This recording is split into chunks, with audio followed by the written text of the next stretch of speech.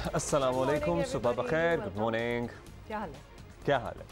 और आज का दिन इसलिए भी अहम है क्योंकि हम माजी में जो कारहाय नुमाया हमारे अफवाज पाकिस्तान ने सर अंजाम दिए उनको तो याद करेंगे ही, जंग सितंबर की याद तो ताज़ा करेंगे ही। जंगी तराने, मिली नगमे जो उस वक्त भी लहू गरमाते थे और आज भी अगर सुने तो ना सिर्फ अपने शहदा की कुर्बानियाँ याद दिलाते हैं बल्कि आज भी उनमें उतना ही जोश व जज्बा है कि अगर दुश्मन सफ़ आ रहा हो तो हमारे फ़ौजी जवान और हमारी कौम के जवान अपनी जान का नजराना पेश करने से दरेग नहीं करेंगे। इसके साथ साथ हम ये रिमाइंडर भी देना चाहेंगे आपको कि वो जो कुर्बानी का सिलसिला तब से जारी है वो आज भी जारी है। आज भी हमारे जवान, हमारे अफसरान वतन के दिफा के लिए अपनी जानों का नजराना पेश कर रहे हैं।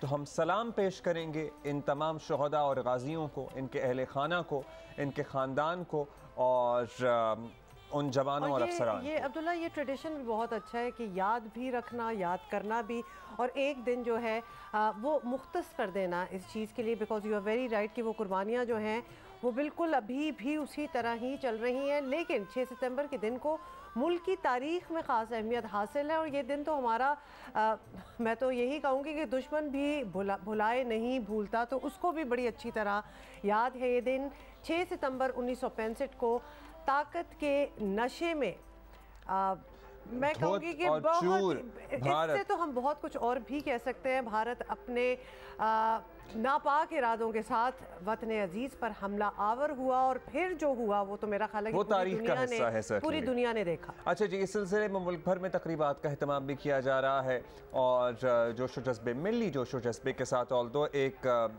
सैलाब की आफत का भी हमें सामना है, उसको मलहूज़े खातिर रखते हुए एहतराम के साथ इस दिन को मनाया जा रहा है। और मज़ार क़ायद पर गाज की तब्दीली की पुरवकार तकरीब हुई, शहदा को याद किया जा रहा है, उनकी यादगारों, उनकी कब्रों पर फातिहा ख़ानी का सिलसिला जारी है क्रॉस द कंट्री। और हम भी इस सिलसिले में आज प्रोग्राम में बात भी करते रहेंगे और मैडम नूरजहां और दीगर हमारे उस ज़माने के आर्टिस्टों के मिली नग़मे और जंगी तराने जिसका हमने अभी जिक्र किया वो भी प्रोग्राम में शामिल करते रहेंगे। कुछ तराने जो है ना वो साथ साथ एक आप शायद सुन भी सकते हैं बैकग्राउंड में, हम थोड़ा सा सुनवाना भी चाहते हैं क्योंकि ये बहुत ही खूबसूरत तराने हैं, बड़े खूबसूरत नगमे हैं और इससे एक और किस्म का एक जोश जो है ना वो पैदा होता है। एक तरफ ये कुर्बानियों की लाजवाल दास्तानें हैं जो बुलाए नहीं भूलती, दूसरी तरफ आज भी एक तो हमें बैरूनी दुश्मन का सामना है, फिर हमारे यहाँ भी कुछ ऐसे लोग अब सफ़ आरा हैं जो इस इदारे को मुतनाज़ बनाने की कोशिश कर रहे हैं। इमरान खान सियासी मुखालफीन को तो हमेशा निशाने पर रखते ही हैं, लेकिन हुकूमत से निकलने के बाद उन्होंने तोपों का रुख आपको पता ही है इदारों की तरफ भी कर रखा है और फ़ौज की तरफ भी कर रखा है।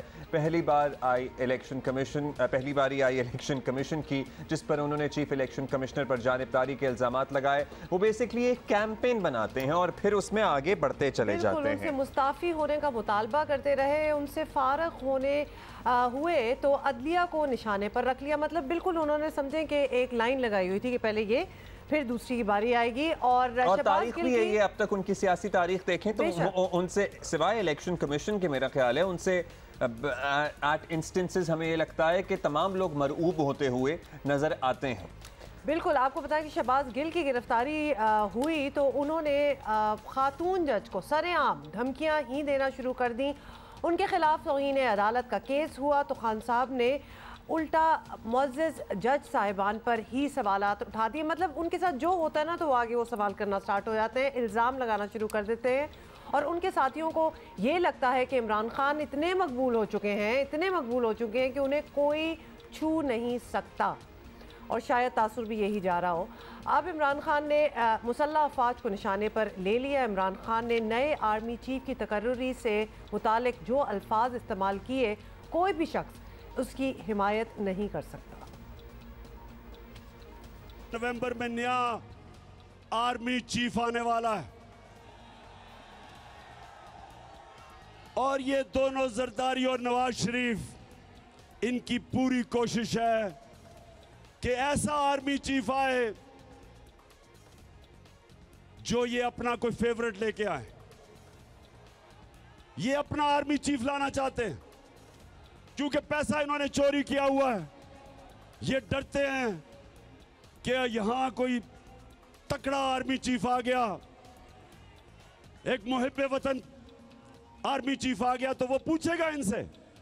तो इस डर से ये बैठे हुए हैं कि ये दोनों मिलकर अपना आर्मी चीफ अपॉइंट करेंगे।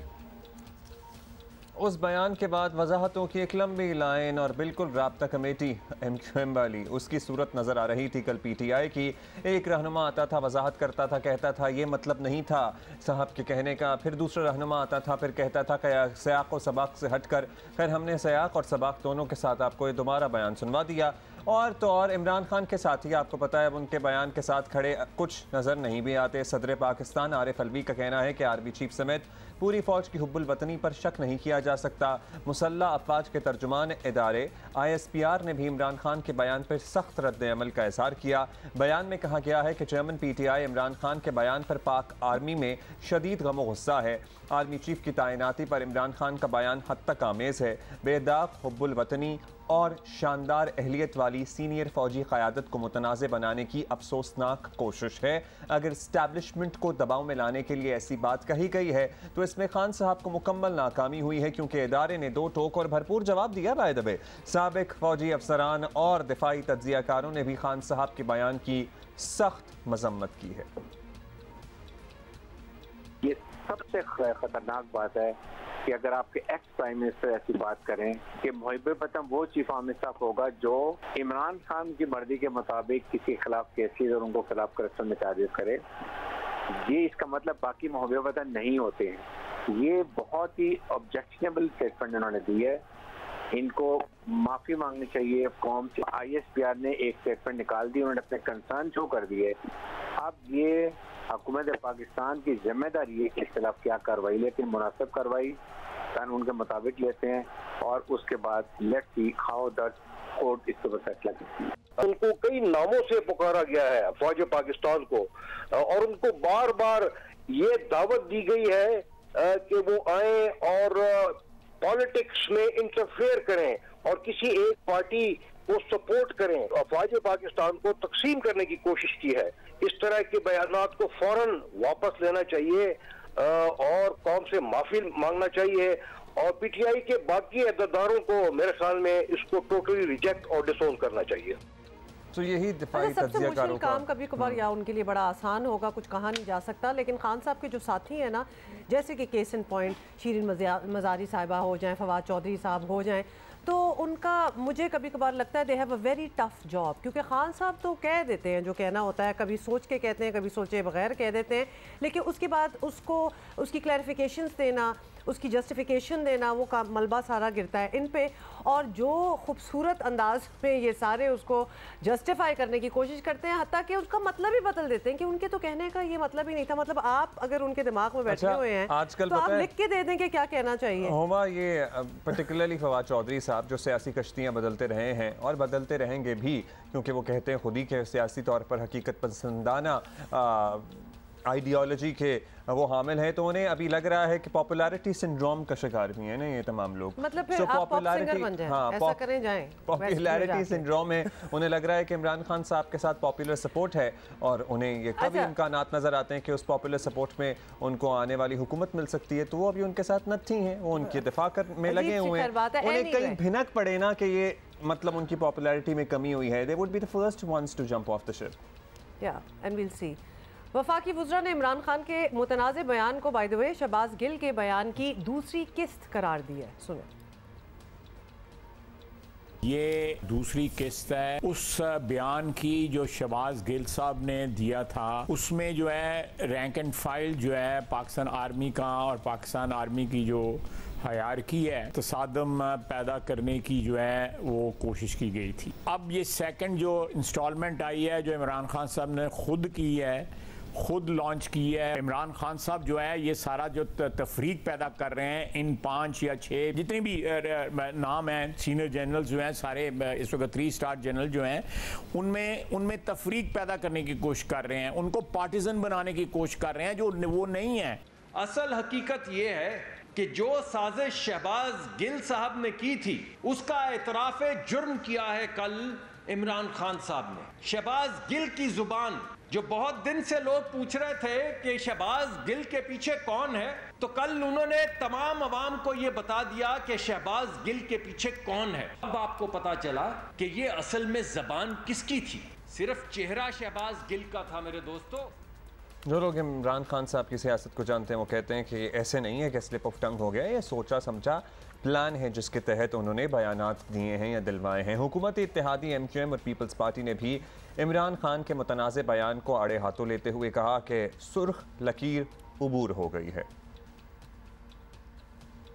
पाकिस्तान की सलामती और इस्तेकाम के जिम्मेदार इदारों को और उनकी क़यादत को जिस तरह निशाने पे लिया है, इसकी नज़ीर पहले पाकिस्तान में कभी नहीं मिलती। वो सुर्ख लकीर, वो रेड लाइन भी क्रॉस कर ली है, जिसके बाद किसी की भी हुब्बुल वतनी पर शुबहात उठने शुरू हो जाते। कल उस शख्स ने जो फिर एक गिरी हुई बात की है अपने मुल्क की इदारों के खिलाफ, अपनी फौज के खिलाफ, मैं समझता हूं कि ये शख्स इस वक्त किसी सियासत का दुश्मन नहीं, ये पाकिस्तान का दुश्मन बना हुआ है। अच्छा जी, ये सब कुछ तो आपने सुन लिया, और दूसरी तरफ हम बात ही कर रहे थे फवाद चौधरी साहब का, तो ये सुने ज़रा कि क्या कमाल की वो वजाहत देते हैं। इस वक्त जो यंगस्टर्स हैं, 64% आबादी तो 30 साल से कम की आबादी है, 25 साल से कम की आबादी है। ये आबादी आपसे सख्त नाराज़ है, और आप लोग जिस तरीके से जा रहे हैं, ये तो इमरान खान की वजह से पाकिस्तान अगर अभी श्रीलंका नहीं बना है तो सिर्फ इमरान खान की वजह से नहीं बना, तहरीक इंसाफ की वजह से नहीं बना, क्योंकि हमने लोगों के जज्बात के आगे बंद बांधा हुआ है। हमने लोगों को रोका हुआ है कि हमने पाकिस्तान को एक मुनज़्ज़म तरीके से तब्दीली लेके आनी है। एक गैर मुनज़्ज़म तरीके से फ़साद के ज़रिए तब्दीली पाकिस्तान के मफाद में नहीं होगी, और अदरवाइज़ लोगों की आंखों में खून उतरा हुआ है। और इसको आप इस तरह से ना लाइटली ना लें कि आज जिस तरह ख्वाजा आसफ़ ने बयान दिया कि जी इसके ऊपर इमरान खान के ऊपर बड़ी लंबी लिटिगेशन आएगी और हम ये कर देंगे वो कर देंगे। आपका बाप भी इमरान खान को डिस्क्वालीफाई नहीं कर सकता। आप इमरान खान को सीन से हटाएं और फिर मुझे आप इस्लामाबाद से निकल के दिखाएं। ये भी अच्छा, फवाद किसी चौधरी जब इस किस्म की स्टेटमेंट्स देते हैं ना कि आपका बाप भी ये नहीं कर सकेगा, तो सूट करती हैं इनको। He looks like the kind of person who would use this terminology. वैसे यही टर्म्स आपको याद है ना, इसी तरह की टर्म्स वो chief of the staff, probably वो क्राइटेरिया है इमरान खान साहब के चीफ का, शहबाज गिल भी कहा करते थे। बिल्कुल, वो इनको ना मैच करती है, इसलिए और कुछ एक्सपेक्ट नहीं किया जाता। और मेरा ख्याल है कि ये बात तो मालूम होनी चाहिए किसी भी सियासतदान को कि रियासत से और आइन से तसादुम जो है वो कभी भी ना मुल्क के मफाद में होता है, ना कौम के, और ना ही जो इससे टक्कर लेने की कोशिश कर रहा होता है उसके मफाद में होता है।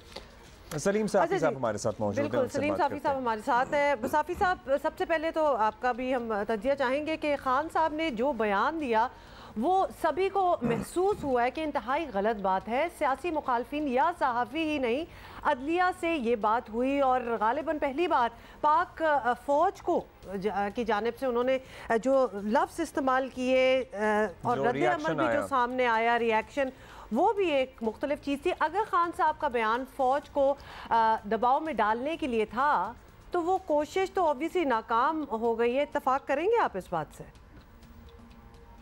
कभी वो अपीज़मेंट की पॉलिसी इख्तियार कर लेते हैं और कभी वो अटैक करके उसको ब्लैकमेल करते हैं, और बाज़ औक़ात ये करते हैं कि बयान तो सख्त देते हैं लेकिन दरपर्दा रात को फिर मिन्नत तरला करते हैं। और अब रिसेंटली जो उनके सदर है आरिफ अलवी, उनके ज़रिए एक मिन्नत तरले का आखिरी सेशन हुआ, और जिसकी रूह से वो चाहते थे कि उनके मुतालबात फ़ौरी इलेक्शन से मुतालिक मंजूर किए जाएं, और मेरे ख़्याल में उसमें उनको जवाब यही मिला कि उनकी मर्ज़ी के मुताबिक जिस तरह वो चाहते हैं नहीं हो सकता। तो अब इमरान खान साहब ने एक बार फिर फ़ौज को मुतनाज़ा बनाने और उसको ब्लैकमेल करने का सिलसिला शुरू कर दिया है, जबकि बाज़ हल्के ये समझते हैं कि शायद वो बैरूनी ताकतें जिन्होंने इमरान खान को सियासत में उतारा था, तो ये उनका एजेंडा है जिसकी इमरान खान के ज़रिए तकमील की जा रही है। लेकिन बहरहाल जो कुछ इमरान खान साहब कर रहे हैं और फ़ौज में तफर्रुक़ा डालने की जो साजिश कर रहे हैं वो भी अनप्रेसिडेंटेड है, और फ़ौज का जो रद्द-ए-अमल सामने आया है वो भी अनप्रेसिडेंटेड है।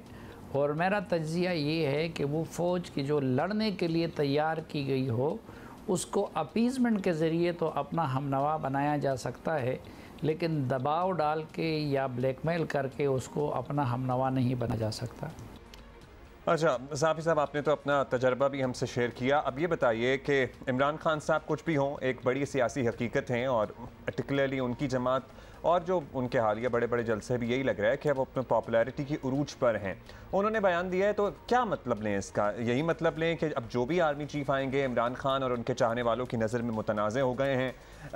इस तरह फिर शफ़ाफ़ इंतख़ाबात, जमहूरियत का पहिया रवा रखना और इदारों का हदूद के अंदर रहना, ये सब कुछ मुमकिन है? क्योंकि अगर कंट्रोवर्सी इन्होंने पैदा करने की कोशिश कर दी है ऑलरेडी, और खुदा न खास्ता अगर ये कामयाब हो गई कोशिश, तो फिर तो ज़रा सिस्टम दरहम बरहम सा हो सकता है।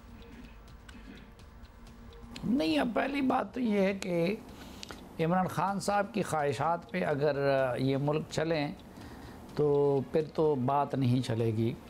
आप देखिए कि इमरान खान साहब जब शुरू में सियासत में आए तो उन्होंने जनरल परवेज़ मुशर्रफ की खुशामद शुरू की और यहाँ तक कि रेफरेंडम में उनके लिए वोट मांगे और उनके लिए कैंपेन की।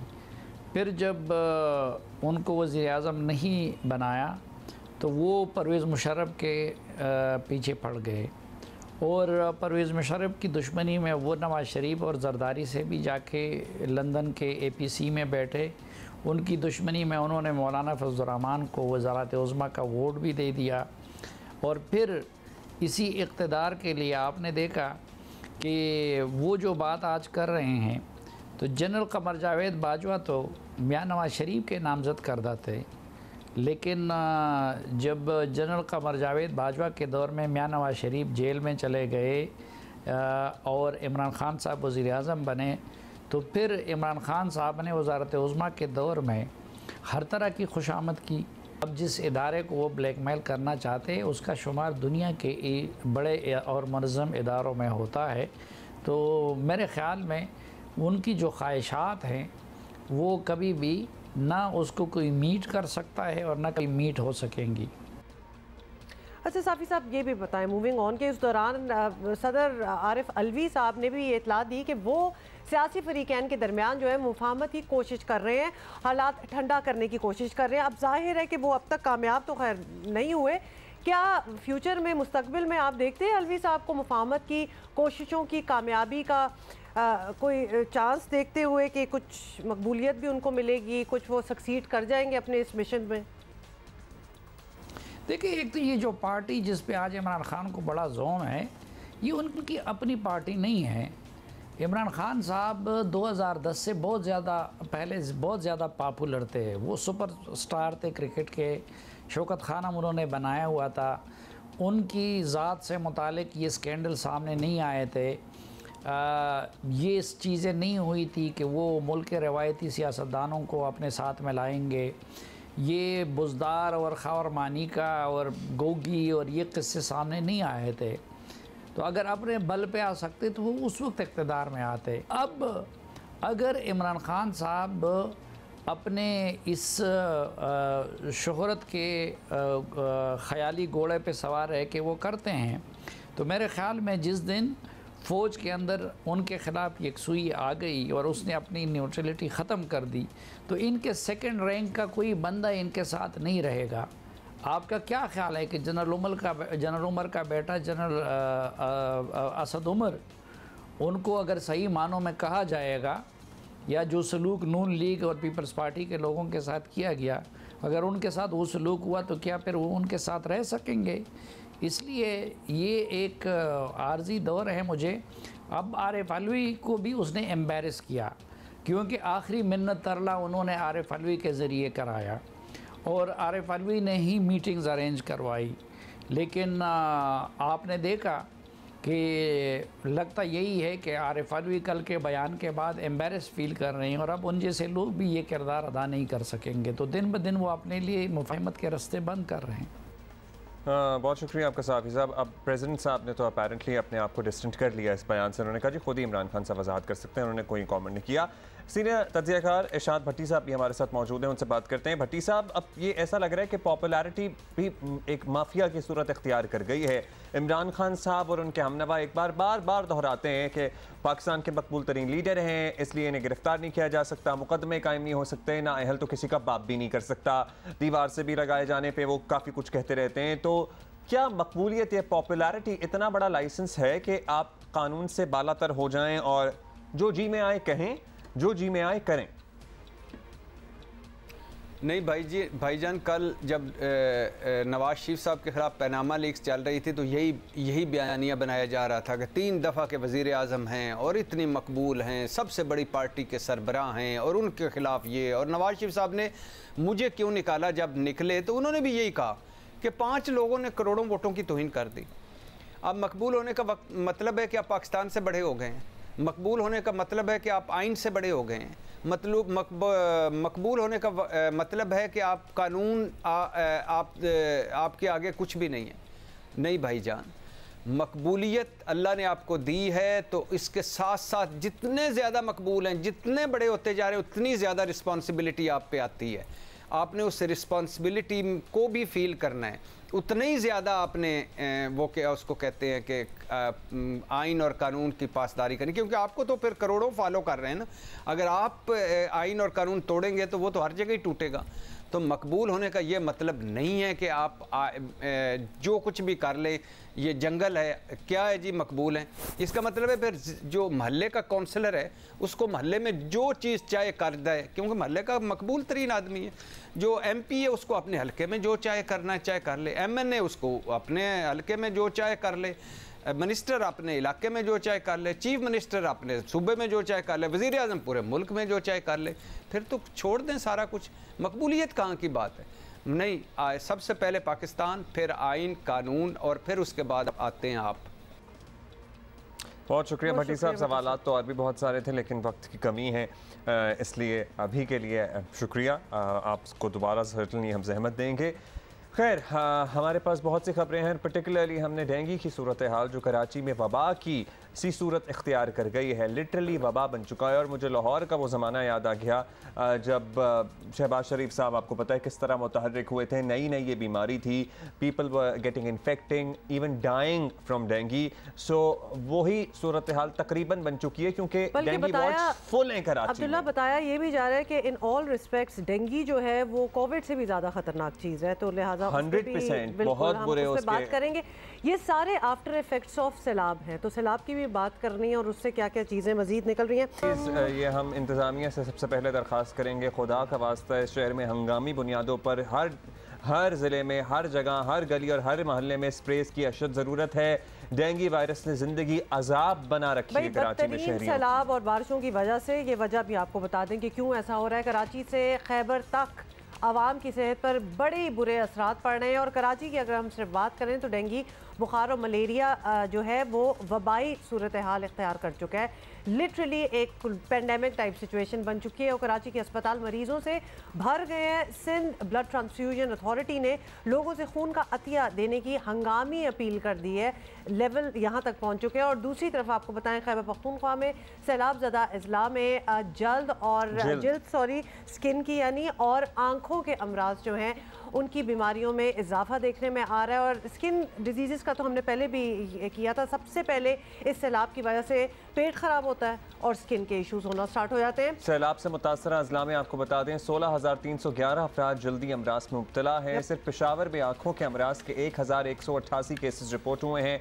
सैलाब ज़दा इलाकों में मसरूफ़ अमल इंतज़ामिया को उस तरफ भी ध्यान देना होगा क्योंकि सैलाब के बाद अक्सर इलाकों में पानी ने तबाही मचाने के बाद ये अमराज फैला दिए हैं। हमारे साथ मौजूद हैं professor doctor Saeed Khan, virologist हैं, डाउ मेडिकल यूनिवर्सिटी से इनका ताल्लुक़ है। बहुत शुक्रिया प्रोफेसर साहब। बताइएगा पर्टिकुलरली कराची में इस वक्त डेंगू मलेरिया की सूरत हाल, बिकॉज जिस तरह कोविड का हम सुनते थे ना अपने इर्द गिर्द अपने दोस्तों रिश्तेदारों के सर्कल में, उसी तरह लिटरली डेंगू का आप सुन रहे हैं कि हर चौथा शख्स जिसको हम जानते हैं वो डेंगू में मुब्तला हो रहा है।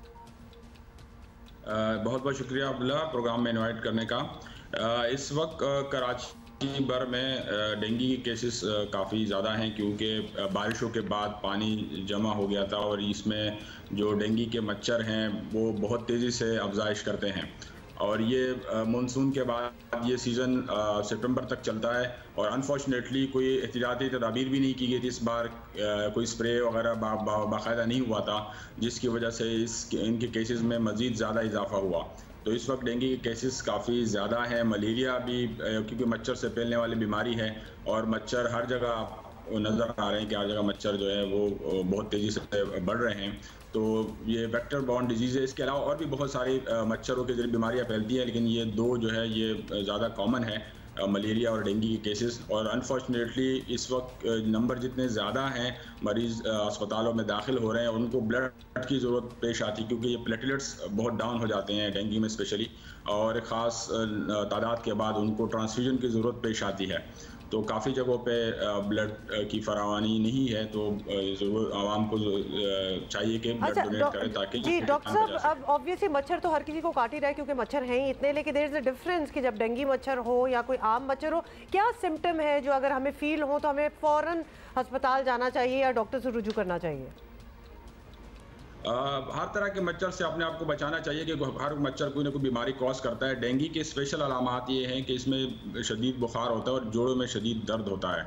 अक्सर दर्द इतना शदीद होता है कि बंदा हिल जुल भी नहीं पाता, तो फौरी तौर पे टेस्ट करवाना चाहिए, डॉक्टर से रुजू करना चाहिए, स्पेशली जब प्लेटलेट्स कम होते जा रहे हों। CBC एक टेस्ट से उससे आसानी से अंदाज़ा हो सकता है। स्पेशल टेस्ट उसका डेंगू का भी है, लेकिन प्लेटलेट्स पे बहुत तेज़ी से जो क्योंकि कम होना शुरू होते हैं तो उस पर नज़र रखनी चाहिए। डॉक्टर से रुजू करके बर वक्त अगर इलाज किया जाए तो बिल्कुल जल्दी मरीज सही हो सकता है। लेकिन अक्सर देखने में ये आया कि काफ़ी मरीज खुद टोटके करते रहते हैं और डॉक्टर के पास नहीं जाते। तो क्या करें इनिशियली? सबसे पहले तो डॉक्टर साहब हम किसी भी बीमारी में यही कोशिश करते हैं और डॉक्टर्स भी ये रिकमेंड करते हैं कि ज़्यादातर लोग घर में रिकवर कर जाते हैं, लेकिन घर में रिकवर करने के लिए कोई बेसिक असिस्टेंस तो होनी चाहिए। तो क्या आप हमें बताएंगे, किसी को डेंगू डायग्नोज हो गया है, वो घर में मौजूद है, अस्पताल नहीं एडमिट हुआ, क्या करे? बुखार तो चलें दवाइयाँ ले लेगा, उसके अलावा उसे क्या करना चाहिए? दो तीन चीज़ें बहुत ज़रूरी है। एक तो पहले प्रिवेंशन करनी चाहिए कि खुद उनको बीमारी ना हो, लेकिन जब खुदा न खास्ता बीमारी हो जाए तो फिर पैनिक नहीं करना चाहिए।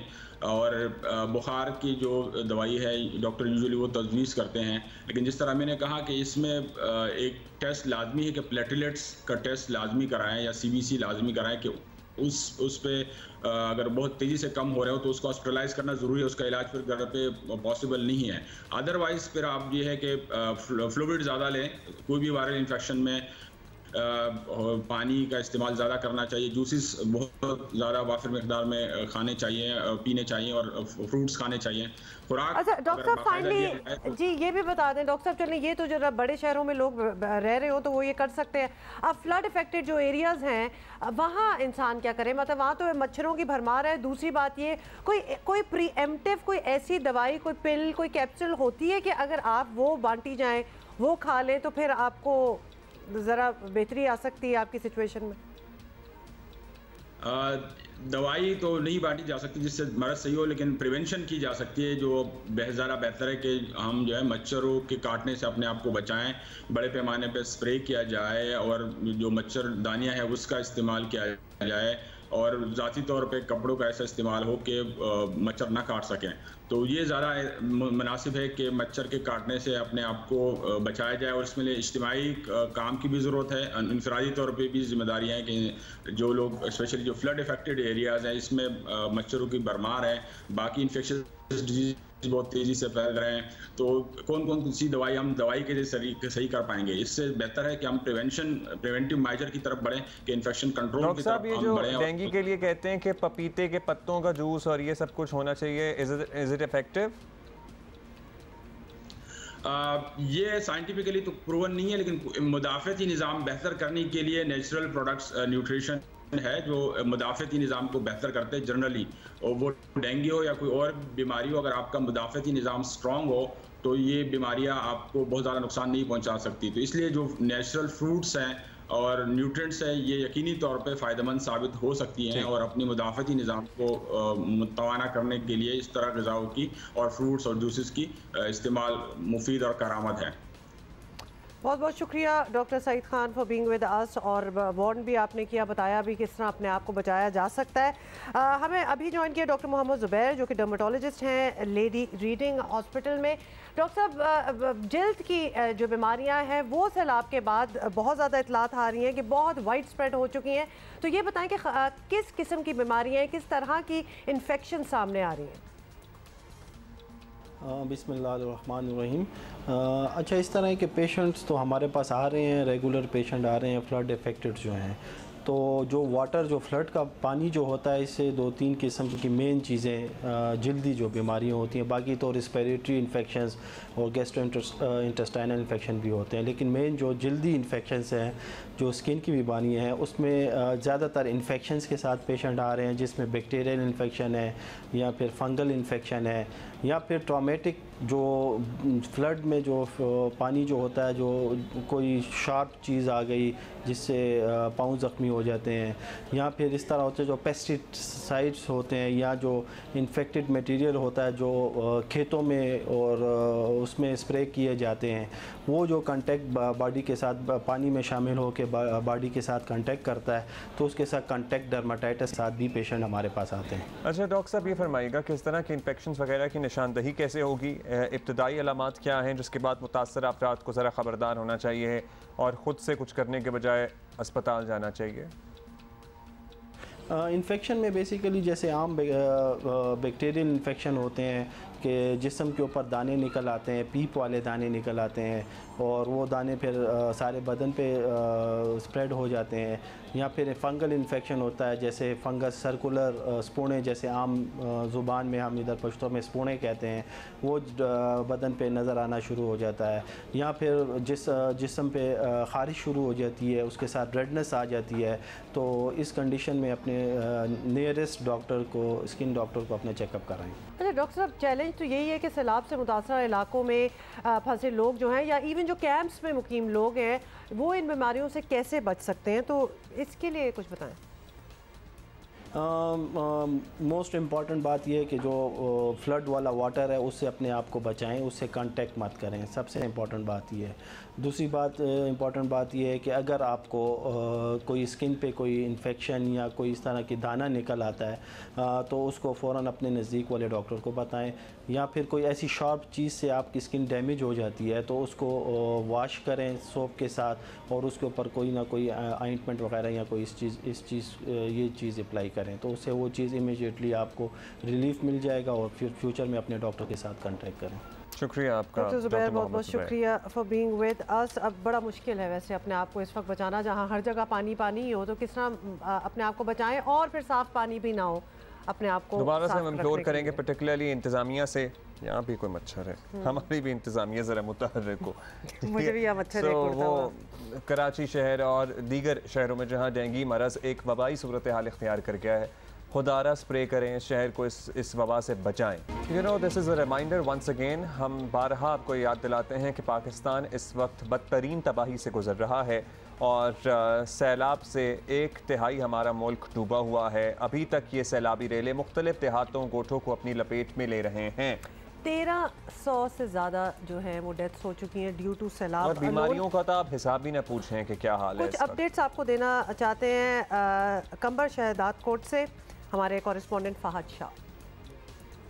जी, हालिया शदीद बारिशों और सेम नालों के उमड़ने से जो ज़िला कंबर शहदाद कोट में सैलाबी सूरत हाल पैदा हुई है, उससे ज़िले के 4 बड़े शहर कुब्बू, सईद खान, सजावल, जुनेजो, बारह, गाजी खोवर के अलावा सैकड़ों छोटे देहात भी ज़ेरे आब आ गए हैं। मुतासरीन अपने बाल बच्चों और माल मवेशी के साथ रोडों पर आकर पनाह गुज़ीर हो गए हैं और इमदाद की राह देख रहे हैं। मुतासरीन का कहना है कि हुकूमत की जानिब से कोई इमदादी सरगर्मियाँ नज़र नहीं आ रही। दूसरी जानिब इस साल फसल खरीफ होने वाली भी इस सैलाबी रेले से बुरी तरह मुतासर हुई है। ज़िले के 50,000 से ज़ायद एकड़ पर सैलाबी रेले का पानी मौजूद है और किसानों के बीज बोए हुए इस सैलाबी रेले में बह गए हैं। इस साल फसल न होने की वजह से इसके असरात मुआशी तौर पर मुल्क भर में भी असरअंदाज हो सकते हैं।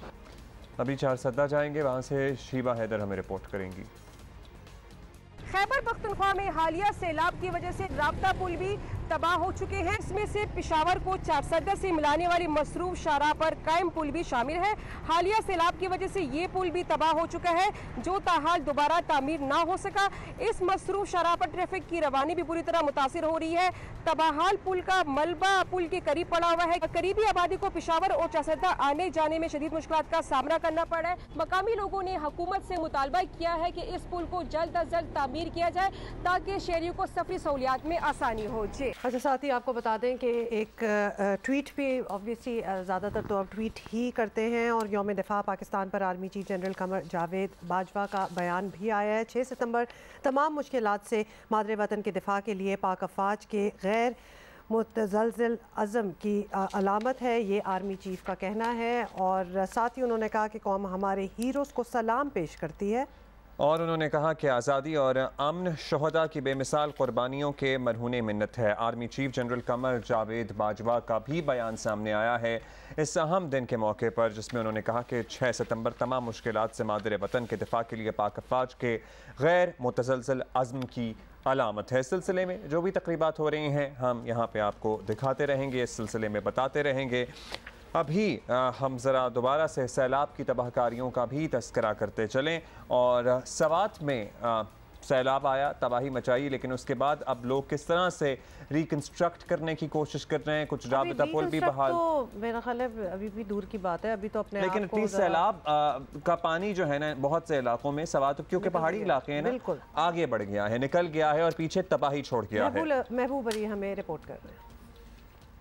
जी बिल्कुल, हम और अब्दुल्ला हालात बतदरीज जो है वो नॉर्मल हो रहे हैं और ज़िला इंतज़ामिया का यही कहना है कि रेस्क्यू का ऑपरेशन जो है वो मुकम्मल कर लिया गया है। स्वात के बला इलाकों वादी कलाम, उतरोड़ और गबराल समेत मुख्तलिफ इलाकों से अब तक 3000 अफराद को जो है वो रेस्क्यू किया गया है, जिसमें तकरीबन 2000 के लगभग सयाबी शामिल है। ताहम अब सबसे अहम जो मसला है वो है रिहेबिलिटेशन का, और इसके अलावा सड़कों के बहाली का जो मरहला है वो अभी भी बाकी है। ताहम इस हवाले से एक अच्छी खबर यह है कि पाक फ़ौज के इंजीनियरिंग कोर और FWO को अब ये जिम्मेदारी सौंप दी गई है कि वो कालाम तक सड़क को जल्द अज जल्द बहाल करे, और इस हवाले से FWO और पाक फ़ौज की इंजीनियरिंग कोर ने जो है काम शुरू कर दिया गया है और ये तवक्को की जा रही है कि बहुत जल्द कालाम तक सड़क को बहाल कर दिया जाएगा। यहाँ ये बात भी खुशाइन है कि मकामी लोग जो है वो बड़ी तादाद में अपने मददाब के तहत भी निकल आए हैं और वो पाक फ़ौज की मदद कर रहे हैं कि सड़क को जल्द अज जल्द जो है वो बहाल किया जाए। इस तरीके से जो स्वात के बला इलाके हैं जिसमें मटिलतान, कालाम, उशो और पिशमाल के इलाके शामिल हैं, वहाँ से ज़रूर अभी भी खबरें आ रही है कि वहाँ पर राशन और अद्वियात की कमी का लोगों को सामना है, लेकिन सूरत हाल जो है अब उसको नॉर्मल होने में काफ़ी वक्त लगेगा। मकामी लोगों का भी ये कहना है कि स्वात की सयाहत की बहाली के लिए, यहाँ पर हालात को नॉर्मल लाने के लिए सबसे अहम बात यह है कि सड़क की बहाली पर जल्द अज जल्द काम का आगाज़ किया जाए, और जब सड़क की बहाली पर काम का आगाज़ होगा तो उसके बाद जो है हालात बतदरीज जो है वो नॉर्मल होंगे। सर्टनली राब्ता सड़कें भी बनाने का काम शुरू किया गया है, जिसमें पाक फ़ौज की खिदमत सर अंजाम उनसे ली जा रही हैं और वो खिदमत सर अंजाम दे रहे हैं। इस सिलसिले में हमें बता रहे थे महबूब अली। अच्छा, एक और जगह की अपडेट भी लेनी है। नौशहरा से हमें रिपोर्ट कर रहे हैं अबू बकर सिद्दीक, और वो बता रहे हैं कि उधर किस तरह उतरा नहीं उतरा, क्या सूरत और फिर मैनेज किस तरह कर रहे हैं लोग।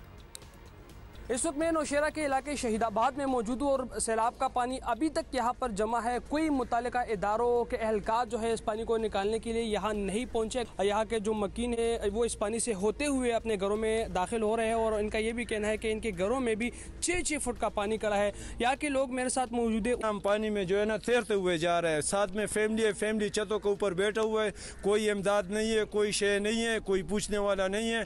तो मैं पाकिस्तान की गवर्नमेंट से अपील करना चाहता हूँ, क्या हम इंसान नहीं है या हम पाकिस्तानी नहीं है, या हम कौन से जंगल से आया हुआ है या कौन से जंगल में रह रहे हैं। इधर कह रहे हैं कि भाई हुकूमत ये कर रहे है, हुकूमत ये कर रहा है, लेकिन हुकूमत कुछ भी नहीं कर रहा है। अभी तक हमारे पास कोई बंदा, अल्लाह का कोई बंदा नहीं आया। इन्होंने हुकूमती इदारों से भी काफ़ी शिकवे किए और इनका यही कहना था कि हमारा हाल पूछने ना ही कोई MPA आया है, ना ही दीगर कोई हुकूमती नुमाइंदे हमारा हाल अहवाल पूछने आए हैं। इनका यही मुतालबा है कि हुकूमत यहाँ से पानी निकालने के लिए ठोस इक़दाम उठाए। जी, अभी तक नौशहरा में लोगों के घरों से पानी नहीं निकाला जा सका है, तो ये तो सूरत हाल है। मगर आप देख ही ले, पता है क्या है, जब कल ये अचानक से खबर आई ना कि पीडीएम ने फैसला किया है कि पंजाब में परवेज़ इलाही साहब की और पीटीआई की हुकूमत को हटाया जाएगा, और आपको पता ही है कि पीटीआई तो किस तरह तवज्जो दे रही है सैलाब मुतासरीन का। कल जो एक अल्लाह माफ़ करे वो जो नुमाइशी सा शो लगाया गया था एक कनात में 4 लोग बिठा के, it was I tried to see on Twitter but I had network issues, तो मुझे समझ नहीं आ रही थी। It was in bad taste और लिटरली क्या तज़हीक और हद तक ही लग रही थी सैलाब मुतासरीन की। वो शामियाने में 4 मुतासरीन बिठा के, जिसमें से एक बंदा तो मुबैना तौर पर ये शनाख्त किया गया है कि इसकी टायरों की दुकान है बनी गाला के बाहर। अच्छा, और फिर 4 को आप खिला रहे हैं और while they are eating या whatever आप उनको सारे देख रहे हैं, क्या कर रहे हैं ये? फिर फोटो सेशन हो रहा है, फिर हाथ आ रहा है, नहीं आ रहा है। लेकिन आपको पता है ना, यहाँ से जब खान साहब बाहर निकले हैं तो लोगों ने बहुत कुछ कहा भी है इनको, मतलब तो लोगों का गुस्सा जो था वो ये वैसे ये जो एक वो जो कनातों के बीच में ईंटें रख के पानी में गुजरने वाली, अगर आपका नहीं है दिल ना करें आप ये जबरदस्ती की चीज़, और do it in a better more effective manner. ये किसके आइडियाज़ हैं? काफ़ी पैथेटिक किस्म के आइडियाज़ हैं कि इस तरह तो अगर फोटो ऑफ भी करनी है तो वो बहुत ही बैड टेस्ट में तो ये तो टेरेबल है। गर्मी से बचने के लिए रूम कूलर आपके लिए लग रहे हैं, आप किसी के घर में मौजूद हैं, ठीक है, और जिन लोगों के घर में मौजूद हैं उनकी भी शोहरत माशाल्लाह इलाके में जाके पूछ लीजिए। सैलाब मुतासरीन का तो देखिए ना, वो खाना डाल रहे हैं, कोई हाथ नहीं लगा रहा खाने को, because this is a very uncomfortable situation to be sitting in.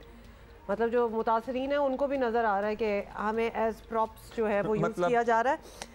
Anyway, we are not going to devote much time to it. आपको कुछ और बताते हैं। हम ये कहना चाह रहे थे कि पीडीएम माशाल्लाह ऐसा लग रहा था कि सैलाब शायद ख़त्म हो गया मुल्क से, तो अब उनकी तवानाइयाँ जो हैं वो पंजाब में हुकूमत चेंज करने पे होंगी, तो खुदा का खौफ करें वो, और ये भी खुदा का खौफ करें जो जलसा जलसा खेल रहे हैं। सारे मतलब किधर पहुँचे हुए हैं इस वक्त, कुछ और सोचने की आपको हिम्मत भी कैसे आ रही है looking at what's happening in the country, जिसके बारे में आपको दोबारा से एक दफ़ा बता दें कि सैलाब ने 3 करोड़ से ज़्यादा अफराद को बुरी तरह मुतासिर किया है। अब ये सुने, जिनमें से बड़ी तादाद जो है वो बच्चों की है जो कि बेघर हो गए, अपने घरों से महरूम हो गए, अपना जिस जिंदगी के वो यूज्ड टू हैं उससे महरूम हो गए, जो पहले ही बहुत कंफर्टेबल नहीं है, जो कंफर्टेबल नहीं थी, लेकिन एटलीस्ट जो उनके लिए उन्हीं की ज़िंदगी वही थी, अब तो वहाँ से भी उखड़ गए हैं। बच्चों को मुनासिब खाना नहीं मिल रहा, तालीमी नुकसान अलग हो रहा है, जो जितने स्कूल जाते थे उनका वो भी ख़त्म हो गया है, बच्चे शदीद जहनी मसाइल से 2-4 हो रहे हैं, और इस सूरत हाल का बच्चों की नफ्सियात पर बहुत बुरा असर पड़ रहा है। मतलब इस तरह की कैलामिटीज़ जब आती हैं और आफात ही हैं ना, जब आती हैं तो लोगों की नफ्सियात पर क्या असर पड़ता है और उससे किस तरह से निपटा जा सकता है। माहिर नफ्सियात डॉक्टर इक़्तिदार अहमद साहब हमारे साथ मौजूद हैं, उनसे जानते हैं, साइकियाट्रिस्ट हैं।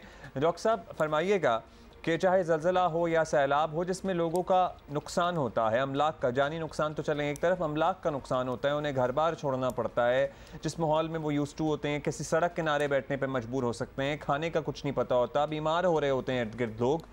How does it affect particularly the young ones or in general overall the population? बिस्मिल्लाहिर्रहमानिर्रहीम। सबसे पहले तो ये एक इम्पॉर्टेंट इशू है जिसकी तरफ आप लोगों ने तवज्जो दिलाई है, क्योंकि अभी तक जितना हम एक्सपीरियंस कर रहे हैं तो लोग तो फिज़िकल रिहेबिलिटेशन की तरफ जा रहे हैं, मतलब जो उनकी घर बाहर मस्मार हुए हैं तो गवर्नमेंट भी और जो नॉन गवर्नमेंटल ऑर्गेनाइजेशन है वो सब उसकी तरफ जा रहे हैं। लेकिन जो फ्लड्स या डिज़ास्टर जब भी आ जाता है, खा ज़लज़ला हो या सैलाब हो, तो उसकी 2 किस्म के असरात होते हैं। एक तो ये है कि ड्यूरिंग द डेज़, कि जिन दिनों के अंदर अंदर ये काम हो रहा हो उस वक्त लोगों के साइकोलॉजिकल जो उनका सेहत है उस पर भी असरात आ जाते हैं। और दूसरी बात ये है कि जब ये सैलाब कुछ थम जाता है या डिज़ास्टर कुछ सेटल डाउन हो जाता है तो उसकी जो आफ्टर इफ़ेक्ट्स है वो भी बहुत ज़्यादा होते हैं।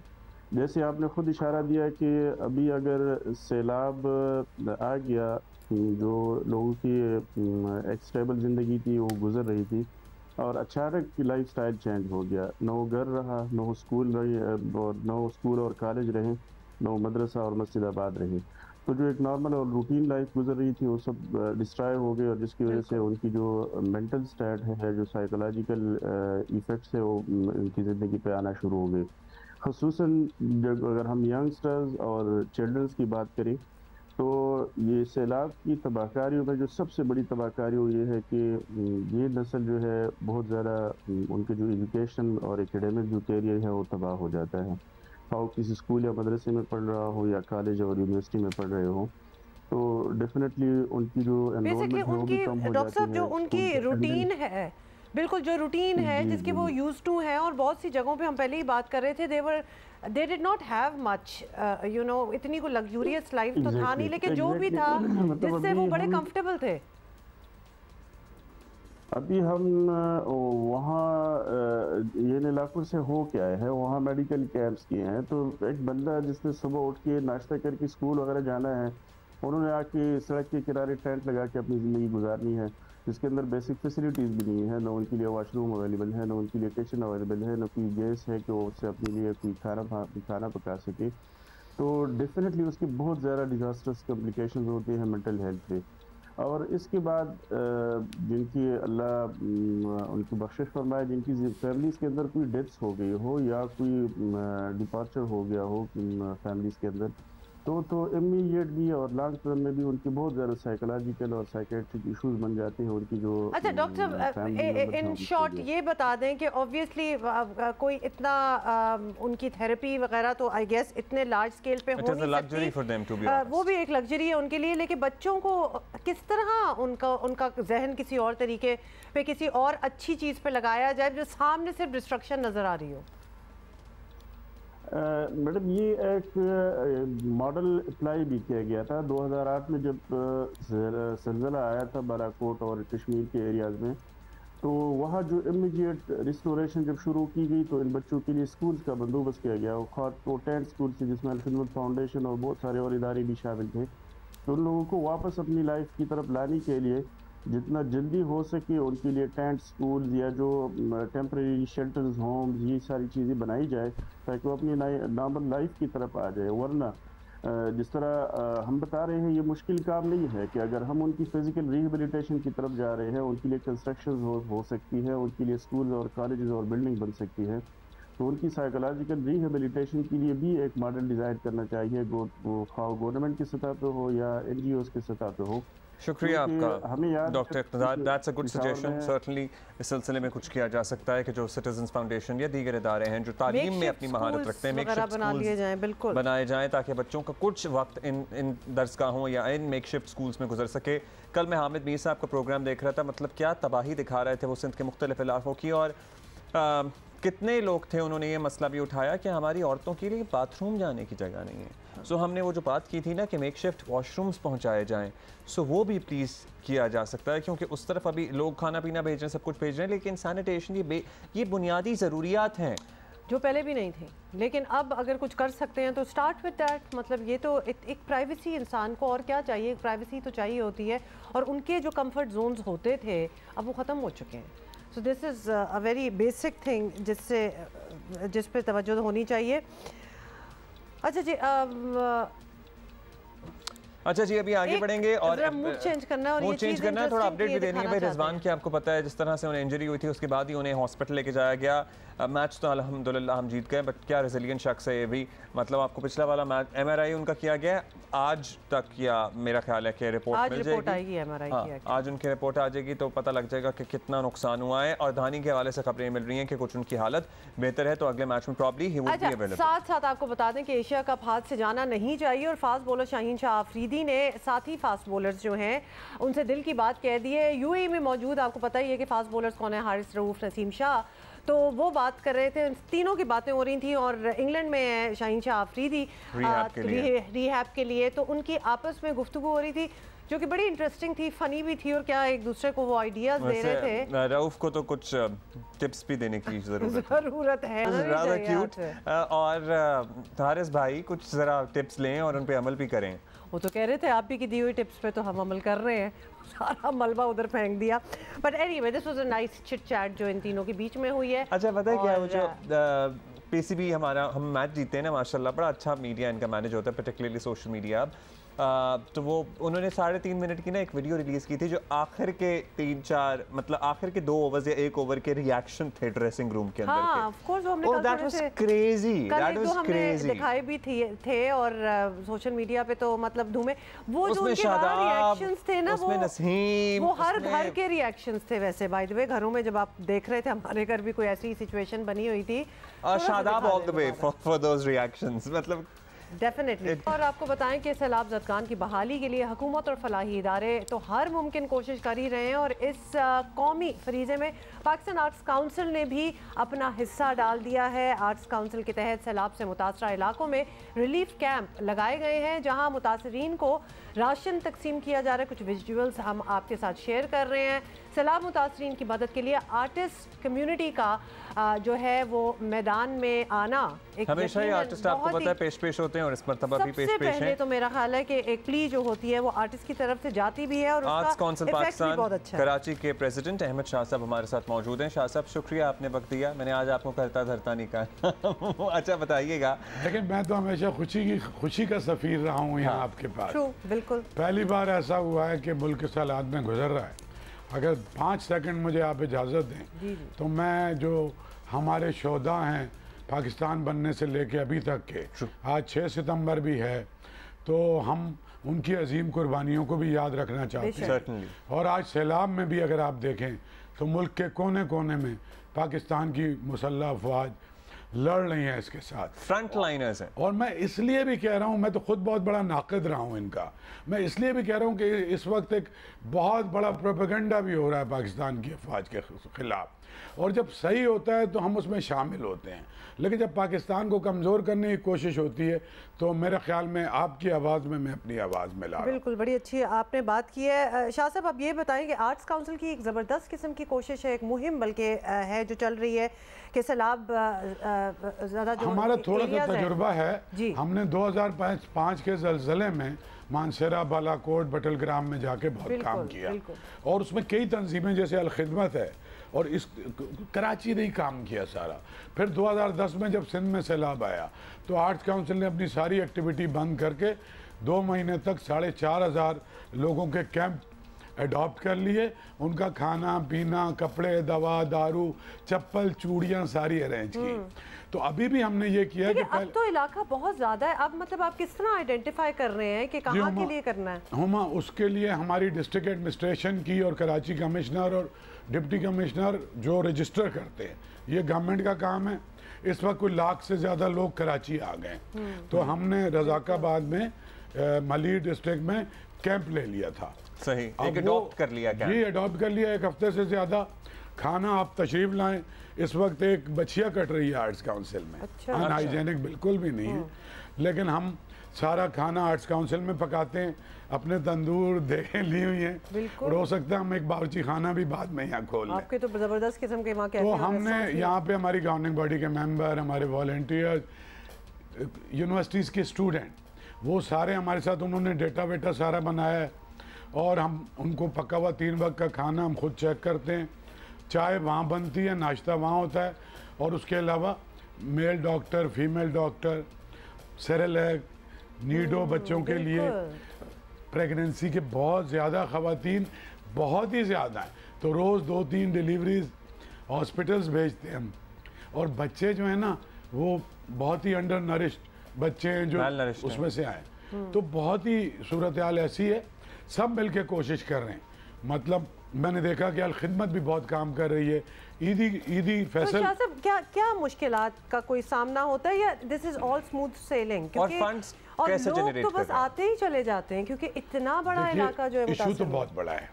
मैंने नूरुद्दीन शाह मेरी गवर्निंग बॉडी में बहुत जज्बाती हो रही, मैंने आज भी हमारी मीटिंग मैंने इन्हें ये कहा है कि देखिए ये सारा हम हुकूमत नहीं है, हम यूनाइटेड नेशन नहीं है, हम 1000-2000 जितने लोगों की हम जिम्मेदारी ले लें, उनकी हालात ज़िंदगी को हम बेहतर कर लें। और अगर सब लोग एक आदमी की जिम्मेदारी एक आदमी ले ले, हुमा तुम एक आदमी की जिम्मेदारी एक फैमिली की ले लो, अब्दुल्ला ले ले, बात यह कि 2010 से बहुत बड़ा इशू है, हमारा नेटवर्क ही टूट गया है। अभी मैं आपको बताऊँ, लाड़काना आर्ट्स काउंसिल ने मुझे अप्रोच किया है, वहाँ 100 आर्टिस्ट हैं, फैमिलीज थिएटर करते हैं, शायर हैं, सिंगर हैं। अब इंडस हाईवे भी बंद है, नेशनल हाईवे भी बंद है, रेल ट्रैक भी नहीं तो मैंने लाड़काना की लोकल दुकानदार से रब्ता करके उसको पैसे भेजे, वो लाड़काना में उन सारे आर्टिस्टों को कल राशन पहुंचाए। इसी तरह मैं एक तो मैं जनरल यहाँ कैंप रखा हुआ है, दूसरा सिंध में जहाँ भी आर्टिस्ट फ्रेटर्निटी है, खैरपुर आर्ट्स काउंसिल है, नवाब शाह में है, मीरपुर खास में है, वो मैंने अपने ऊपर जिम्मेदारी ले ली है। कहाँ से आ रहा है? पहले अपने रेगुलर फंड में से सारी एक्टिविटी सस्पेंड करके 2 करोड़ रुपए आर्ट्स काउंसिल ने अपना फंड डाल दिया है, जो अभी पूरी तरह खर्च नहीं हुआ है। फिर उसके बाद हमारे दोस्तों ने भी, हमारे मेंबर्स ने भी कंट्रीब्यूट करना शुरू कर दिया है। ये चूंकि लंबा काम है, ये मेरा 2 करोड़ भी ठग करके खत्म हो जाएगा, तो इसलिए हमने सपोर्ट भी लेनी शुरू कर दी। तो अब आप लोगों से कुछ कहेंगे कि एक तो आपकी आर्टिस्ट कम्युनिटी जो एस्टैब्लिश्ड आर्टिस्ट हैं, उसके लिए भी मैंने कुछ किया है, वो भी मैं चाहता हूँ आपके थ्रू मैं लोगों तक पहुँचाऊं। जी बताइए प्लीज। मेरी कल बात हुई है आसिम अजहर, ये जितने हार्ट थ्रॉब है ना यंगस्टर्स के, इन सब ने मुझे ऑफर किया है कि हम फ्री ऑफ कॉस्ट परफॉर्म कर रहे हैं। ये कोई 1 करोड़ रुपए के आर्टिस्ट हैं और बहुत ही इनमें जज्बा है। इसमें ये सारे जितने यंगस्टर हैं 20-20, 25-25 लाख रुपए लेते हैं, सब फ्री कर रहे हैं। तो मैं 3 कॉन्सर्ट कर रहा हूँ, एक कराची, एक लाहौर, एक इस्लामाबाद। ये भी इसी महीने में हो रहे हैं, सितंबर में। फिर मैंने आर्टिस्ट पेंटर से बात की है, वो अपनी पेंटिंग्स दे रहे हैं, तो मैं एक एग्जीबिशन करके उनकी पेंटिंग्स को ऑक्शन करके उसको भी सैलाब में डाल रहा हूँ। ये बहुत अच्छा आइडिया है और इस तरह से बहुत ज्यादा फंड्स जनरेट हो सकते हैं। चाहता है, बस वो एवेन्यू उस वक्त समझ नहीं आ रही होती, और आपने बड़ा अच्छा एक ओपनिंग दी है कि बिल्कुल इधर देखिए। अगर मेरी खान मुस्तफ़ा से बात हुई है, जहांगीर खान से बात हुई है, हमायूं से बात हुई है, मायरा इटली में है, दे ऑल आर विलिंग। और अभी 2-3 को बिठा के एक प्रेस कॉन्फ्रेंस भी करूंगा जिसमें ये इंडोर्स करेंगे, अपील करेंगे। बिल्कुल, that's certainly going to work. और इंशाल्लाह आपका ये इरादा है कि आप ये सिलसिला आगे बढ़ाते रहेंगे, चलता रहेगा। और सर्टनली जो आवाम कंट्रीब्यूट करना चाहते हैं तो वो आर्ट्स काउंसिल आके कर सकते हैं। लेकिन क्या आप देखते हैं, फोर्सी करते हैं कि ये मामला अभी चलेगा? मतलब ये देखिए, कम से कम 2 महीने तो ये डिस्प्लेसमेंट चलेगी, उसके बाद सबसे मुश्किल मरहला है वो रिहेबिलिटेशन का है। तो ये मैं आपको बताऊं, 2005 के जो विक्टिम थे ना, वो न्यू बालाकोट टाउनशिप आबाद, बिल्कुल जना मुशर्रफ के जमाने में गैस, ये वो आज तक एक घर आबाद नहीं हुआ। तो ये रिहेबिलिटेशन में तो हमारा ट्रैक रिकॉर्ड बहुत खराब। 2010 से जो सैलाब मुतासरीन आए थे ना, अभी भी सुपर हाईवे के आधे से ज्यादा मेरे कैंप में वो आए हैं जिन्हें हमने घुसने नहीं दिया, वो 2010 के बाद वापस ही नहीं गए। पर यही तो सारी बात है कि एक उम्मीद तो ये होती है ना कि चूंकि इतनी आफतें आ चुकी हैं, और इस स्केल की तो खैर कभी नहीं आई, लेकिन हमने भी शायद कुछ सीख लिया हो कि रिहेबिलिटेट किस तरह करना है उनसे। बट ये भी तो एक है, क्या कुछ मुख्तलिफ शाह साहब इस बार किया जा रहा है? कुछ भी मुख्तलिफ नहीं किया जा रहा। मैं सिर्फ एक दरख्वास्त करता हूँ कि हम हमेशा क्रिटिसाइज करते हैं, ये जो टाइम है ना, हम हुकूमतों को क्रिटिसाइज करें, उससे हमारे लोगों का नुकसान हो जाए। उससे हुआ क्या कि हमारा डोनर भी डिमोरलाइज हो गया है कि ये तो गवर्नमेंट का काम है, ये तो फलां का काम है, ये फलां का काम है। तो ये बातें जब हम बहुत ज़्यादा देखते हैं या करते हैं ना, उससे क्या होता है कि जो जेन्युइन डोनर है हमारा, वो फिर सोचता है यार मैं क्यों करूं। तो इस वक्त तो आपको यही अपील करना चाहिए कि आप डिस्क्रिपेंसीज को ना देखें। मुझे तो इमरान खान साहब से भी बहुत बड़ा गिला है, वो पाकिस्तान के सबसे मकबूल आदमी हैं, रोज एक जलसा कर रहे हैं, 1 रुपया पंजाब में उनको ऐड नहीं मिल रही। भाई शहबाज शरीफ की गवर्नमेंट थी, आप ना दें, आज तो आपकी अपनी हुकूमत है, इन जलसों को कैंपेन में कन्वर्ट करें, सैलाब के इलाकों में जलसा करें, वहाँ पे राशन बांटे, पैसे बांटे, हुकूमत आपकी है, और फिर आपको और ज्यादा वोट मिलेंगे। ये बहुत बड़ी पॉलिटिकल अपॉर्चुनिटी भी मिस कर रहे हैं। पंजाब में 1 पैसे का कोई काम नहीं हो रहा है। मैंने कल अपने दोस्तों से, आर्टिस्टों से बात की है, उन्होंने कहा बहुत बुरे हालात हैं, नहीं, वो कह रहे हैं डोनर नहीं दे रहा। डोनर इसलिए नहीं दे रहा कि इमरान खान साहब ओनरशिप ही नहीं ले रहे इसकी। बाकी जो डोनर है वो फेडरल गवर्नमेंट को जाके दे रहा है, जेएस फलां मोबिलिंग दूसरे तीसरे। लेकिन बात यह है कि यही लोग हैं ना जिन्होंने खान साहब को प्राइम मिनिस्टर बनाया था, और यही दोबारा बनाएंगे। बस तो मेरा ये है, मुझे बहुत दुखी दिल से मैं कह रहा हूँ बिल्कुल कि इनको नहीं, मैं इनको अक्ल की बात समझा रहा हूँ कि अगर ये वहां जाएं, जलसे भी करें ना, और घूमें नंगे पैर, और वहां पर लोगों को पैसे भी दिलाएं, तो आगे साहब मुझे लगता है वो कोशिश भी करते हैं ना, तो वो कोशिश बड़ी बेदिली सी नजर आती है। कोशिश में कल जो हुआ था ना, वो सखर में माशाल्लाह आपने देखा था, वो क्या कनाते लगा के एक टेबल पे 4 मुतासरीन। But we are not going to waste our time on that. हमें जरा कंस्ट्रक्टिव चीजों पे आना है, जिस तरह के कुछ देर पहले पिछले घंटे में हम बात कर रहे थे। अब वो कंटेनर्स में बाथरूम्स, वॉशरूम्स बनाने की बात है, ये बहुत बड़ा इशू है, प्राइवेसी खत्म हो गई है पर्टिकुलरली औरतों के लिए। तो कुछ आप लोगों के तवज्जुह से, क्योंकि इतनी जगह आप लोगों ने, हम काम कर रहे हैं बिल्कुल, और एक आध कोई कंपनी है, फार्मास्यूटिकल कंपनी, जिनसे हमारी बात हुई है, पहले भी उन्होंने कुछ बनवाए थे, अच्छा, हमारे कैंपों में ये इसलिए इशू नहीं है कि हम लोग टेक्निकल कॉलेज या इस तरह की बिल्डिंग्स में हैं, यानी हमारे अभी जो रेफ्यूजीज हैं। अच्छा, बिल्कुल। लेकिन ये तो मसला बहुत बड़ा है और इसको हमें कुछ नहीं तो बहुत आसान था। गांव में, मैं भी गांव का रहने वाला हूं, कि एक कुआं खोदते थे और उसको टेम्परेरी वॉशरूम में, और वो खाद में तब्दील हो जाता है, तो वो भी साल चलता है। तो इस तरह के भी बनाए जा सकते हैं। आप समझ गए ना कि कुआं खोदा, उसमें कुछ डाला, ही इस तरह। लेकिन अभी तो सूरत हाल ये है कि जहाँ मीलों मील पानी है, वहाँ तो लिटरली लोग टीलों और सड़कों पे बैठे हुए हैं। So there is an issue in that. उनका मसला तो सर्वाइवल है। मैं आपको बताऊं, अभी तो ये मसला है नहीं। वो एक साइड पे जाते हैं, अपनी चारपाई से चादर बांधी ऊपर और वॉशरूम बन गया।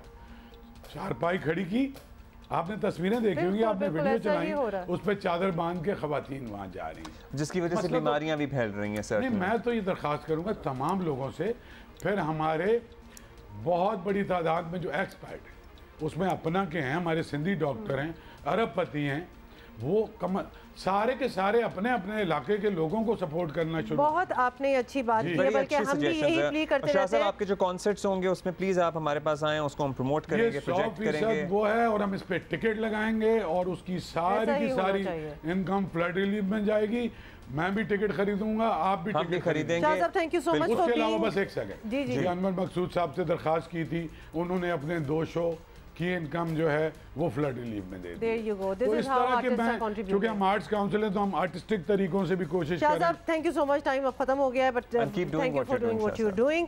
ग्रेट आइडियाज शाह साहब ने कुछ हमें दिए और उस पर डोनेशंस लोगों को देते रहना चाहिए बस, बिकॉज ये मामला जो है अभी चलेगा। जी, अभी हमने आपको बताना है कि पाकिस्तान तहरीक इंसाफ के चेयरमैन इमरान खान के फैसलाबाद के इकबाल क्रिकेट स्टेडियम में होने वाला जलसा, ग्राउंड की हालत आपको पता ही है, पहले एस्ट्रोटर्फ हटा दी गई थी, अब ग्राउंड की हालत ख़राब हो गई है क्योंकि लोगों को शऊर दिया जा रहा है सारी चीज़ें उखाड़ कर। साबिक कप्तान के हाथों से ऐसी मकासद के लिए क्रिकेट ग्राउंड की ऐसी पामाली सर्टनली अफसोसनाक तो है। पीटीआई ने स्टेज की तैयारी के लिए कंटेनर्स लाने के लिए आहिनी गेट काट डाले, कारकुनों ने जंगले तोड़े, माल बरदार गाड़ियों के ग्राउंड में दाखिले से जगह जगह गड्ढे पड़े और आज हालत ये हो गई है कि ग्राउंड बर्बाद होने की वजह से पीसीबी के ज़ेर इंतज़ाम आज से शुरू होने वाली क्रिकेट एशियन T20 लीग के मैच को कहीं और एक लोकल ग्राउंड में एक्चुअली शिफ्ट करना पड़ा है। कितने वैसे आपने, मैं तो आप पे इम्प्रेस्ड हूँ कि बड़े आराम से आपने बात सुना दी। मतलब इस बात पे इंसान को बहुत गुस्सा चढ़ जाना चाहिए, क्योंकि एक तो खुद खान साहब स्पोर्ट्स पर्सन है, मतलब आपके दिल पे कुछ नहीं हो रहा था कि ये वो जगह है जहाँ literally the youth of this country needs to play, groom themselves और कहीं आगे बढ़े, कोई ख्वाब देखें, और आप उन जगहों को यूज़ कर रहे हैं फॉर योर ओन पर्पस कि लोग आएँ और मैं अपना भाषण दूँ और बेशक तबाह हो ग्राउंड। मतलब who gives you the right कि वहाँ के लोहे के गेट कट रहे हैं, वहाँ गाड़ियाँ आ रही हैं, तो राइट तो मिल गया। This is wrong at so many levels. मतलब बर्बाद कर दिया आपने उस चीज को। और या तो अगर आप लिटरली गारंटी भी लेना कि मैं ठीक कराऊंगा, जो कि ऑब्वियसली कोई ठीक नहीं कराता, क्योंकि पहले भी आप लाहौर के वो हॉकी ग्राउंड क्योंकि पहले भी आप ये कर चुके हैं, तो या तो ये किया हो।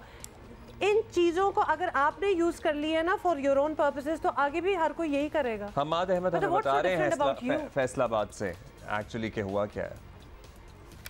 जी, फैसलाबाद इकबाल स्टेडियम में जो पाकिस्तान तहरीक इंसाफ की जानब से जलसे का इनेकाद किया गया और इसके इंतजाम के दौरान मुख्तलिफ जो है गेट काटे गए, मुख्तलिफ जंगले टूटे और ग्राउंड की सूरत हाल जो है वो खराब हुई। कहीं पे गड़े पड़े हुए हैं, कहीं पर घास उखड़ी हुई है और ये जो बर्बादी हुई है तो उसकी बहाली का अब काम शुरू हो चुका है। ग्राउंड किस कदर खराब है कि जो जलसे के इंतजाम के लिए यहाँ पर जो माल बरदार गाड़ियां लाई गई, जो स्टेज के लिए कंटेनर लाए गए, तो उसकी वजह से ग्राउंड में मुख्तलिफ जगहों पर गड़े पड़ गए हैं। जो इसका लेवल है ग्राउंड का वो बुरी तरह खराब हुआ है और अब यहाँ पर मट्टी डाली जा रही है। इसको पुर करने के बाद इसको लेवल किया जा रहा है। इसके साथ ही जो गेट काटे गए थे या जो जंगले टूटे थे तो उनकी वेल्डिंग का काम भी अब शुरू कर दिया गया है, बहाली का काम जारी है। लेकिन इस सब के बावजूद यहाँ पर इकबाल स्टेडियम में जो शेड्यूल था कि यहाँ पर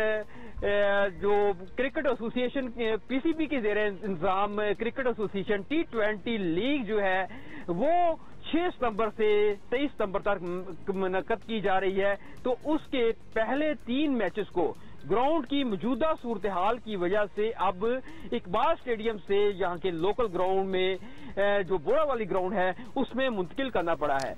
देखिए, अब आप कह रहे थे क्या जवाज़ें होंगी, तो राइट भाई, जब आप पॉपुलर होते हैं तो आपके पास अब पीटीआई की मंतक के मुताबिक तमाम तर जवाज़ हासिल है आपको। दूसरा ये कि उन्होंने यही नौजवानों को कन्विंस किया है ना, आप मंजन कहले बेचा या कन्विंस किया है कि हम आपको सियासी शऊर दे रहे हैं। अच्छा, कुछ लोगों के जी मैसेजेस आ रहे हैं जिसमें लिखा है कि पहले भी तो ये हो चुका है, तो इस पर क्यों इतना सुना रहे हो? मतलब इनसे तो तवक्को कुछ और ही की जाती है ना। You are the learned, the educated, who knows the west so well, you know the world so well, you know better, तो आप क्यों कर रहे हैं? मतलब बात सारी ये है कि अब अपने आप को पीछे से ना कंपेयर करेंगे। जी वो भी करते थे तो उसको तो इतनी नहीं सुनाई गई, आपसे एक्सपेक्टेशन कुछ और थी और अभी भी कुछ और है, गलती हो गई है लेकिन कुछ और एक्सपेक्ट कर रहे थे आपसे। कल मिलते हैं इंशाल्लाह।